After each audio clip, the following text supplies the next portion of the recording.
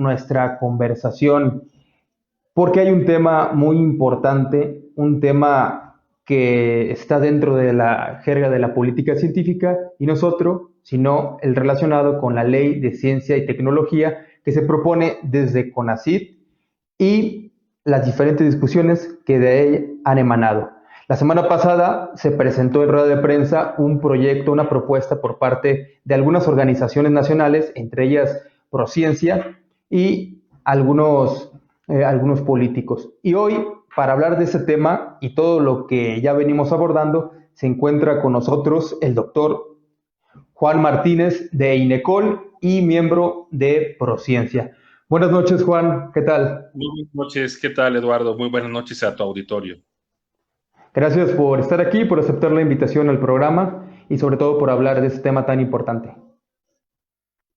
Sí, tú me dices cómo te gustaría abordarlo y lo vamos comentando. Muy bien. Ya se ha dicho mucho sobre la ley, para algunos la polémica ley de ciencia y tecnología o el anteproyecto que hasta el momento tenemos por parte de CONACYT.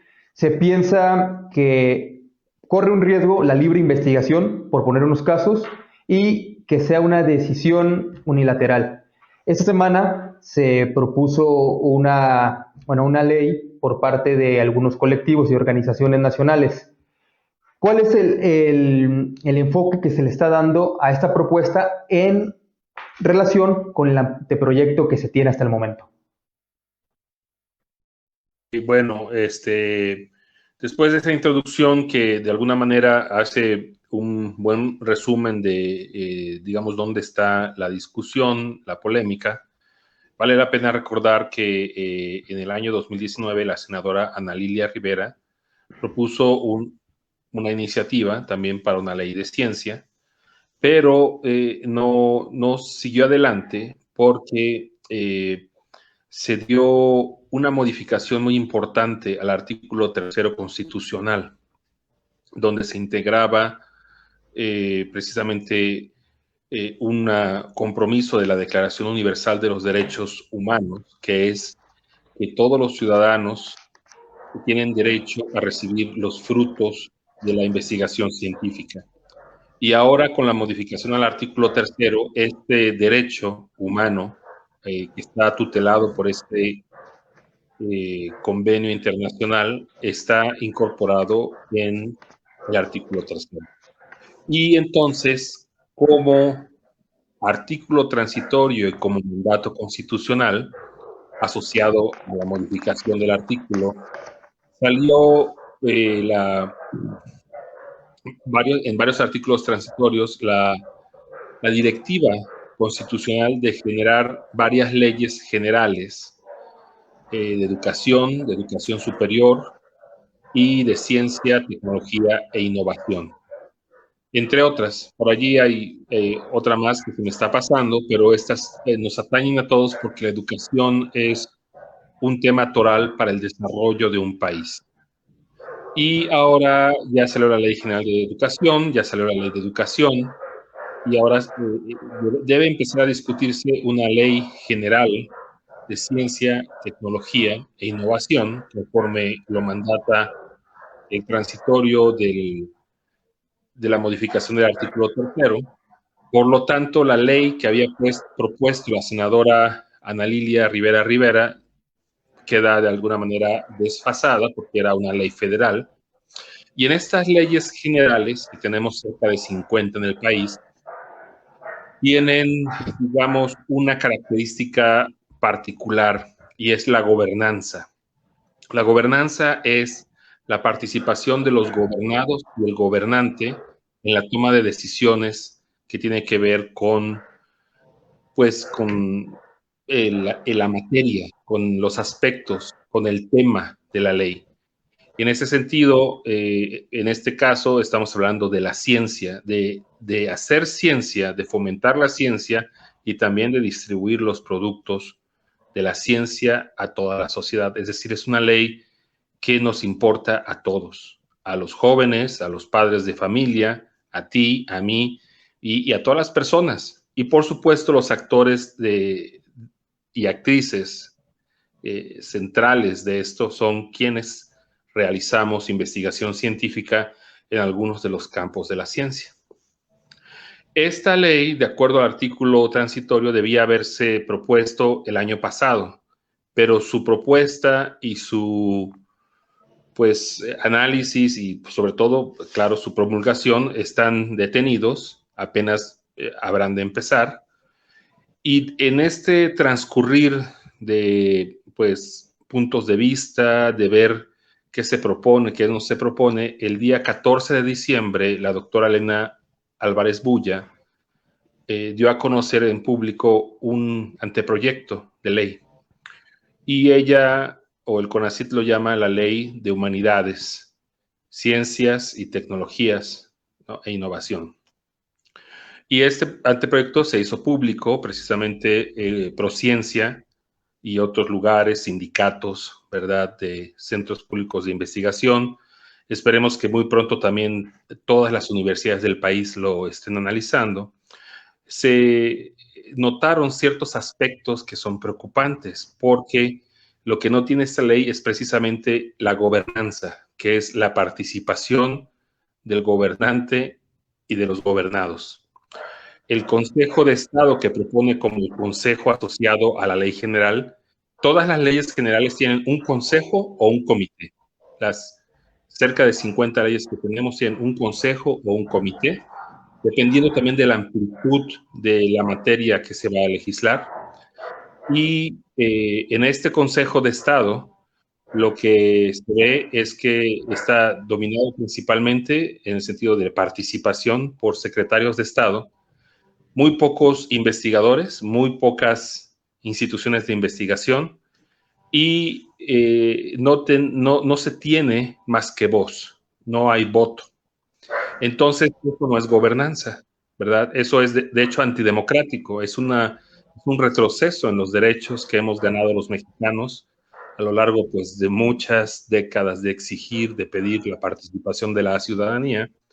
Y la otra cosa preocupante es que este consejo se encarga también de dictar a los estados, a las instituciones, cuál es la agenda de Estado, es decir, las temáticas que se deben investigar. Entonces, esto es una violación clara a lo que es el principio o el derecho humano de libertad de investigación, que también está manifiesto en convenios internacionales, porque la ciencia, siendo tan amplia, es muy claro que los investigadores, investigadoras, podemos pensar en rutas, en acciones, en visiones diferentes, ¿verdad?, para realizar nuestro trabajo.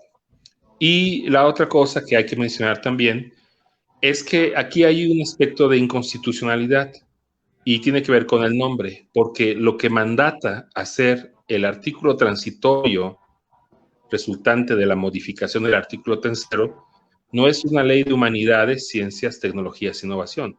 Es una ley general de ciencia, tecnología e innovación, que son detalles que precisamente los juristas habrán de discutir muy pronto. Y, digamos, Prociencia y la red NACECIT, que es la Red Nacional de Consejos Estatales de Ciencia y Tecnología, porque ellos son, de alguna manera, ya están presentes, son consejos que bien o mal, unos operan mejor, otros quizá no tanto, pero están presentes ya en todos los estados para promover el fomento, el desarrollo de la ciencia, el fomento de la ciencia. Trabajaron juntos Prociencia, Red NACECIT y los senadores Galarza y Álvarez y Casa, junto con sus equipos de asesores y también con expertos juristas. Y lo que se hizo, se vio ahora hace un día que se ha ingresado una iniciativa alternativa a la Cámara de Senadores con una ley que tiene una estructura diferente. Es una ley que precisamente cuida mucho el aspecto de la gobernanza, el aspecto de la participación y de que se involucren todos los niveles de gobierno, municipal, estatal y federal, y no nada más sean directivas que vienen desde el gobierno federal hacia la provincia, ¿no? Uno de los males que tanto ha tenido nuestro país es el centralismo, asociado, por ejemplo, a figuras tan mal recordadas como Antonio López de Santa Anna. Y bueno, esa ley promueve la gobernanza y promueve la participación no solamente de los órganos de gobierno, sino también la participación de las universidades, de los tecnológicos, de los centros públicos de investigación, es decir, integra claramente a todos los actores en la creación de la ciencia, porque la ley, el anteproyecto de ley que ha presentado el CONACYT, digamos, no considera el papel de las universidades públicas y privadas. Y no puede ser así. O sea, las universidades han sido actores importantes en el desarrollo de la ciencia del país y deben tener un lugar especial en cualquier ley de ciencia y tecnología. Y, por supuesto, están los ciudadanos, porque esta ley garantiza el derecho humano de que los ciudadanos reciban los frutos de la ciencia. Entonces, mientras en el anteproyecto de ley del CONACYT solamente se mencionan estos conceptos, la pregunta es, ¿cómo los aterrizas? ¿Cómo aterrizas el derecho humano a recibir y gozar de los frutos de la ciencia? ¿Y cómo aterrizas también, o cómo defines claramente cuál es el derecho humano a la libertad de investigación? Y eso es un trabajo que se está haciendo con más detalle en esta iniciativa que se envió al Senado por parte del senador Galarza, porque se definen estos términos. Están en un glosario, como ocurre con todas las leyes generales. Hay una sección que explica qué es lo que entendemos por estos conceptos que además son centrales a la ley. Entonces, ¿qué es lo que va a pasar? Seguramente vamos a ver en el Senado una discusión, esperemos que sea muy amplia, muy participativa, muy democrática. Esperemos, eso sí, que se permita que se escuche las voces de los ciudadanos, a diferencia de cómo pasó con la eliminación de los fideicomisos, que no se escuchó, o si se escuchó, no hicieron caso los diputados y los senadores del Partido Morena y del Partido Verde, y los eliminaron sin existir ni una sola prueba de que el dinero de los fideicomisos se usara de una manera incorrecta o de que fueran opacos. No existe una sola prueba y eso es muy claro y muy importante de decir, sobre todo siendo de una institución que tenía un fideicomiso. La ciudadanía, los veracruzanos, los jalapeños, los mexicanos deben saber con claridad que el dinero del fideicomiso del INECOL siempre se trabajó de una manera transparente y honesta, y además la mayoría del dinero que estaba en el fideicomiso no era dinero público, sino dinero que nosotros como investigadores también generamos. Eso lo debe tener muy claro la ciudadanía. Entonces esperamos que haya un cambio de maneras de discutir las leyes y se permita a los investigadores poder platicar sobre esta ley que nos va a regular, que además por eso mismo tenemos el derecho de ser escuchados y de que nuestras opiniones se integren, y posiblemente entren otras leyes, posiblemente otros partidos con otros senadores, otros diputados, porque también se pueden ingresar leyes por la Cámara de Diputados, ingresen otras leyes o iniciativas de ley general de ciencia, tecnología e innovación, precisamente porque es un tema muy rico, muy complejo, se puede platicar mucho de ello y se van a tener que analizar en conjunto con el anteproyecto de iniciativa de ley que, por supuesto, cuando ingrese ya va a ser una iniciativa de ley que propone el CONACYT. Y lo Juan, que esperamos... a propósito de esto, para el diseño del anteproyecto, se supone hubo foros, hubo discusiones donde se integraron a las academias, diferentes universidades, para que dieran su punto de vista sobre las problemáticas que se podían atender con esta ley. Y para muchos simplemente quedó en una especie de simulación donde no se integraron las voces. ¿Sí? Se hizo como que se escucharon, pero al final de cuentas nadie conocía a ciencia cierta qué contenía este anteproyecto. ¿Cómo garantizar esto para la discusión que se espera con esta nueva propuesta? Bueno, eso que tú mencionas precisamente es el derecho a una consulta justa, informada, de buena fe. Esto también lo hemos visto en otros aspectos como comunidades indígenas que además tienen derechos diferenciados, están tutelados por también convenios internacionales, donde las leyes o los actos que tengan que impacten en su ambiente, ¿verdad? Deben de ser llevados con una consulta que es de buena fe, previamente informada, culturalmente apropiada, ¿verdad? Y si no, entonces, como hemos visto en algunos casos de algunos proyectos bastante famosos, se puede proceder al amparo, porque es una violación a las garantías constitucionales. En ese sentido, es muy importante decir que si de repente hay una reunión y en esa reunión te comparten una iniciativa, eso no cumple con las características de que sea previamente informada, que sea bien informada, de buena fe. Una consulta pública tiene ciertos requisitos bien claros. Y como soy yo, por ejemplo, en el webinario de Prociencia, no el de esta semana, sino el del antepasado, donde participaron 2 rectores y 2 rectoras de universidades nacionales, una consulta de esas características no se ha llevado a cabo. Entonces, lo que esperamos, precisamente siendo propositivos, es que con el ingreso de estas iniciativas de ley que tienen visiones diferentes, que buscan precisamente la participación de lo más fecunda posible de la comunidad científica, los senadores y los diputados realicen parlamentos abiertos, realicen consultas reales y no simuladas, ¿verdad? Que nos permitan llegar a desarrollar una ley que, hay que decirlo, no es en beneficio de ningún partido, o no es la ley de un partido, es una ley en beneficio de México, porque la ciencia, el conocimiento y que los frutos de la ciencia y el conocimiento, de todos los conocimientos, de esta gran variedad de conocimiento que tenemos en la sociedad, por eso también es importante considerar las universidades interculturales, ¿verdad? Permitan que tengamos una ley, una normativa que nos permita entrar en esta materia, en la materia de ciencia y tecnología, al siglo XXI.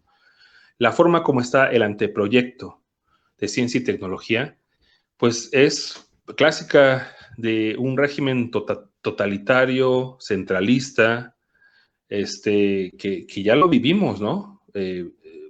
Gente más grande que yo, gente de mi misma edad, ¿verdad? Que empezamos a participar buscando la equidad en las elecciones, la participación democrática, quizá a partir del 88, ¿verdad? Hasta ahora, pues vemos como un triste retroceso lo que es este anteproyecto de ley. Y se puede corregir, porque realmente no se está buscando el beneficio de un grupo, de un partido, sino se está buscando el beneficio de la nación. Y en ese sentido esperamos que los senadores, los diputados estén a la altura de la historia y permitan la participación de la comunidad, de los centros de investigación, de las universidades y pues de todos los mexicanos. Para lograr este fin, ¿qué se piensa hacer desde las asociaciones como Prociencia en caso de que no se tenga este diálogo en primera instancia? ¿Cuál es el curso de acción que se tiene pensado? Bueno, primero, por supuesto, es llamar al diálogo, ¿verdad? Proponer con la ayuda de senadores, en este caso, una ley alternativa, no es una afrenta, es una invitación al diálogo. Vamos a platicar, ¿no? Y eso es lo que permite, y eso para eso son las cámaras, ¿no? Y por supuesto, hay aquí 2 aspectos que no hay que perder de vista. Los derechos no están sujetos a votación. Los derechos son parte de algo que también los mexicanos y mexicanas hemos luchado por muchos años, son parte de lo que se denomina democracia sustantiva. Y esos derechos, que también son derechos que tienen las minorías, por ejemplo, étnicas, las minorías de preferencia sexual, las minorías de género como mujeres, ¿verdad? En un país donde los feminicidios están ocurriendo a una tasa que realmente son un insulto a todos los mexicanos. Estos derechos que no están sujetos a discusión y que además están tutelados por tratados internacionales, nos permiten también tener la esperanza de que si no somos escuchados, podremos llevar nuestras opiniones y la defensa de los dos, al menos dos, hay más, dos derechos humanos fundamentales que están involucrados en la elaboración de una ley general de ciencia y tecnología. Y esto quiere decir que después de agotarse o en caso de que se nos niegue la justicia en nuestro país, podemos acudir también a organismos internacionales. Esto esperemos que se resuelva de una manera participativa y democrática, pero si existe una cerrazón como la que ya vivimos con la destrucción de los fideicomisos, una vez más, sin que existiera ni una sola prueba, sin que existiera ni una persona acusada de malversación, de un empleo inadecuado de esos fondos, los desaparecen y con ellos se perdieron instrumentos muy importantes. En ese sentido, también te quiero comentar que varios investigadores, varios académicos del INECOL, estamos en tribunales nacionales en este momento defendiendo a los fideicomisos como una herramienta que nos permite precisamente garantizar la libertad de investigación. Y es la primera vez que el derecho humano, la ciencia como derecho humano, se defiende en tribunales y estamos asesorados también por un equipo jurídico muy importante, amplio, y en caso de que en México se nos niegue este derecho humano, ¿verdad?, a la libertad de investigación, que, como ya lo dijo el general Heriberto Jara cuando discutió sobre el tema del municipio libre, no puede haber municipio libre sin el financiamiento para tener esa libertad. Entonces, si nos quitan herramientas, que además fue una legislación totalmente irresponsable, porque destruyen una herramienta muy importante para generar y fomentar la ciencia, pero no se ofrece una alternativa. Y en ese sentido, la ley de prociencia, de una manera ingeniosa, ¿verdad?, promueve una banca para el desarrollo de la ciencia, ¿sí? Porque el financiamiento y el hecho de que el financiamiento sea cuando menos el 1% del Producto Interno Bruto es fundamental. Y te voy a decir algo porque es fundamental. En estas épocas de COVID, que hemos visto cómo muchos compatriotas han muerto, te puedo decir que desde octubre existe ya al menos hay 5 equipos nacionales trabajando en generar una vacuna y que cuando menos una vacuna tiene todas las características de ser exitosa. Y tristemente, los equipos nacionales de científicos que están desarrollando vacunas que no están sujetas a los vaivenes económicos o a los plácemes de las compañías o de los gobiernos de otros países, ¿verdad?, no han recibido el apoyo necesario. Y todavía, si ahorita se apoyaran a las vacunas mexicanas que ya están entrando a la COFEPRIS y en vez de ponerles retos burocráticos, se les apoyara como se debía hacer desde un sentido profundo y patriótico, estaríamos salvando la vida de miles de mexicanos. Y ahí se ve el impacto de la ciencia, los frutos, el beneficio de la ciencia en toda la sociedad, salvando vidas. Y la forma como se ha actuado es todo lo contrario. Todavía estamos a tiempo de corregir. Y esperemos también con la ayuda de jóvenes como tú, de universitarios, porque su futuro está en peligro. El futuro del país está en peligro. Y desafortunadamente, por ejemplo, si vemos en las estadísticas de las elecciones, vemos una poca participación de los jóvenes. Jóvenes que seguramente son como tú, que están viendo este programa, los invito a que se sumen. Los invito a que se acerquen a los investigadores de los centros de investigación cercanos a su localidad, a las universidades. La ciencia es el árbol de todos, así lo dijo un colega del INE. Es un árbol con muchas hojas, con muchas ramas, con muchos colores, pero nos pertenece a todos. La educación, la ciencia, la cultura, y lo tenemos que defender. No es patrimonio de ningún partido político, no es patrimonio de ningún gobierno, es patrimonio de la nación, es patrimonio de todos. Entonces tenemos que participar. Y todos tenemos a un diputado, les invito, un diputado, una diputada, les invito a todos los escuchas, que también vean quiénes son los senadores. Por ejemplo, de Veracruz, el senador Ricardo Agüed es uno de ellos. Yo platiqué con él, él fue muy receptivo y él manifestó su posición en contra con la desaparición de los fideicomisos.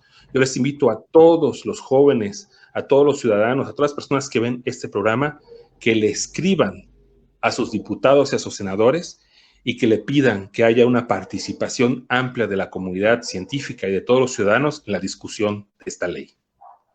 Pues así será seguramente. Vamos a seguir compartiendo las ideas y los comentarios no faltarán. Te agradezco, Juan, el tiempo y te agradezco que hayas estado aquí en Corsarios Científicos y la invitación sigue abierta para futuras emisiones. Claro que sí, Eduardo, cuenta y no nada más conmigo. Ya la Red Prociencia tiene miembros en todo el país, en centros de investigación, en universidades. Podemos escuchar las voces de los investigadores en las diferentes regiones del país y al hacerlo veremos también la diferencia, no solamente de temática, sino las diferencias regionales. Y hay que decir algo muy importante. Aunque el apoyo a la ciencia es limitado en el país, hay mucha gente comprometida con la ciencia y aún, a pesar de que mucho lo tienen que hacer de manera precaria, tenemos historias como esta que te conté de las vacunas. Hay muchas en todos los ámbitos y eso demuestra el compromiso de los científicos con la sociedad. Muy bien, pues nuevamente muchas gracias y seguimos en comunicación sobre este tema. Te agradezco. Un fuerte abrazo. Gracias a ti. Hasta pronto.